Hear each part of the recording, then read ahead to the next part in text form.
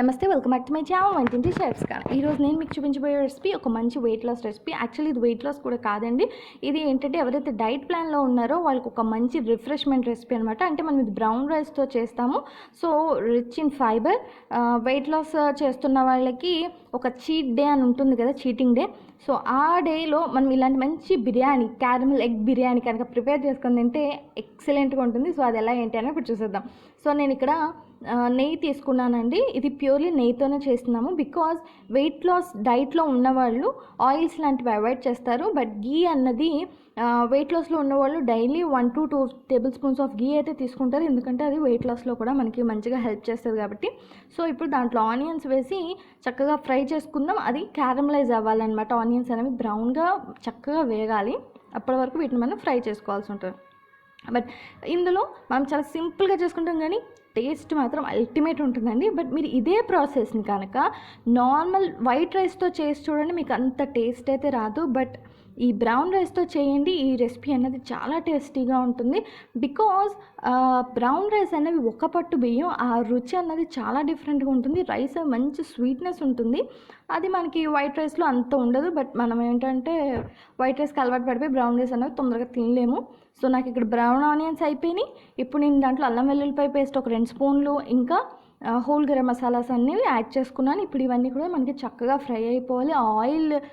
ఆ గీ ఏదైతే ఉందో దానికి ఆ మసాలాస్ ఫ్లేవర్, ఇంకా అల్లం వెల్లుల్లిపాయ ఆ పచ్చివాసన అంతా పోయి ఆ మసాలా ఫ్లేవర్ అనేది చక్కగా ఎలివేట్ అవ్వాలన్నమాట. సో అప్పటి వరకు వెయిట్ చేద్దాం ఫర్ 5 minutes. ఆఫ్టర్ 5 minutes నేను ఇందులో టమాటోస్ అన్నవి యాడ్ చేస్తున్నాను. నేను 3 మీడియం సైజ్ టమాటోస్ యాడ్ చేశాను. ఇది వచ్చేసి మనకి గ్రేవీగా వర్క్ చేస్తుంది అనమాట. సో ఈ ఆనియన్స్ కానీ ఈ టమాటోస్ కానీ తీసుకున్నప్పుడు మీరు మీ క్యాలిక్యులేషన్ బట్టి మీరు ఎంతమందికి సర్వ్ చేయాలనుకుంటున్నారు అన్న దాన్ని బట్టి తీసుకోండి. సో నేను 3 టమాటోస్ వేసాను, ఇవి కొంచెం అంతా సాఫ్టన్ అవ్వాలి.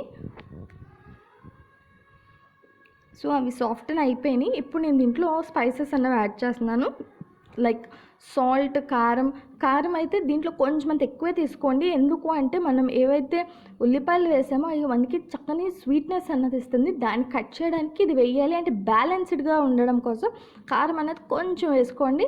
నెక్స్ట్ వచ్చేసి పచ్చిమిరపకాయలు వేసాను, నేను మిడిల్ ఆఫ్ ద రెసిపీ వేసాను, గుర్తుపెట్టుకోండి మధ్యలోనే వేసుకోవాలి. And 2 full table spoons of పెరుగు అన్నది వేసాను. And finally masala powder. ఈ మసాలా పౌడర్ నేను ప్రిపేర్ చేసుకున్నది, దీని వీడియో వచ్చేసి నేను కింద డిస్క్రిప్షన్లో ఇస్తాను, తప్పకుండా చెక్ చేయండి. చాలా అంటే చాలా మంచి టేస్ట్ని ఇస్తుంది మీ రెసిపీకి. సో నేను మసాలా కూడా వేసేసుకున్నాక ఇది ఫుల్ కంప్లీట్గా మిక్స్ చేసేసుకుంటున్నాను. ఇవన్నీ మిక్స్ చేసేసుకొని ఒక 5 నిమిషాలు మనం దీన్ని స్టవ్ మీద ఉంచేసుకుంటే మనకి మంచి థిక్ గ్రేవీ అన్నది ప్రిపేర్ అయిపోతుంది. సో చూసారు కదా, మంచి థిక్ గ్రేవీ అన్నది ప్రిపేర్ అయిపోయింది. ఇప్పుడు దీన్ని నేను వేరే బౌల్లోకి తీసుకుంటున్నాను అనమాట. మొత్తం ఇదంతా కూడా వేరే బౌల్లోకి షిఫ్ట్ చేసేసుకుంటున్నాను నేను. సో ఇది వచ్చేసి బ్రౌన్ రైస్ బాస్మతి అనమాట. దీన్ని నేను 1 గంట పాటు ఈ బాస్మతి రైస్ని నానపెట్టి 1:2 రేషియో, 1 గ్లాస్ బియ్యానికి 2 గ్లాసులు నీళ్లు పోసి ఉడకపెట్టుకున్నాను. చక్కగా పొడి పొడిగా వచ్చినాయి. ఇప్పుడు వీటిని మనం ఏదైతే కడాయిలో కర్రీ తీసేసామో దాంట్లో ఫస్ట్ కింద ఒక లేయర్గా వేసుకున్నాం. ఓన్లీ రైస్ ఉడకపెట్టాను అంతే, ఇంకేం వేయలేదు దాంట్లో. ఇప్పుడు దాంట్లో నేను కర్రీ అనేది ఒక సెకండ్ లేయర్గా వేస్తున్నా. ఇప్పుడు థర్డ్ లేయర్ వచ్చేసి ఎగ్స్ వేసుకుంటామన్నమాట. సో ఎగ్స్ని కూడా నేను హాఫ్గా కట్ చేసి అప్ సైడ్ డౌన్ చేసి పెడుతున్నాను. అండ్ గుర్తుపెట్టుకొని నేను రైస్లో ఎలాంటి స్పైసెస్ యాడ్ చేయలేదు, ఏమీ యాడ్ చేయలేదు, ఎందుకంటే డైట్లో ఉన్నవాళ్ళు దాంట్లో మనం యాడ్ చేసేవి అంత హార్ష్ స్పైసెస్ కూడా ఉండకూడదు కాబట్టి ప్లెయిన్ రైసే మనం ఏదైతే కొంచెం వేసుకున్నామో ఈ కర్రీలోనే వేసుకున్నాము. సో నేను ఎగ్స్ కూడా ప్లేస్ చేసేసుకున్నాక ఇంకొంచెం అంత కర్రీ ఎగ్స్ పైన నుంచి పెట్టుకుంటున్నాను.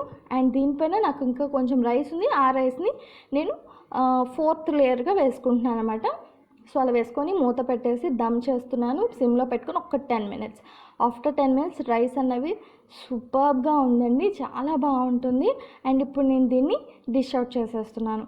ఈ రెసిపీ అన్నది నేను ఇంతకుముందు చెప్పినట్టు మీరు వైట్ రైస్తో చేయండి, మీకు అస్సలు నచ్చదు. బ్రౌన్ రైస్తో చేయండి, చాలా చాలా మీ ఫేవరెట్స్ ఆఫ్ రెసిపీస్లో ఇది కూడా దాని ప్లేస్ని ఒక మార్క్గా చేసుకుంటుంది అనమాట. అంత బాగుంటుంది, ఎందుకంటే బ్రౌన్ రైస్లో టేస్ట్ సమ్ డిఫరెంట్గా ఉంటుందండి. ఇవి చాలా డిఫరెంట్, వైట్ రైస్తో పోలిస్తే ఈ రైస్ అనేవి టేస్టీగా ఉంటాయి. బట్ కొంచెం అంత లావుగా ఉండి హార్డ్గా ఉన్నట్టు మనకు అనిపించి మనం తినడానికి ఇష్టపడం, కానీ వైట్ రైస్ కన్నా బ్రౌన్ రైస్ అనేవి చాలా చాలా టేస్టీగా ఉంటాయి. సో మా ఈ రెసిపీ కనుక మీకు నచ్చినట్లయితే please subscribe to our channel and please follow on Instagram on the name of వంటింటి షెఫ్స్ కానా. That's all for today. Signing off by వంటింటి షెఫ్స్ కానా.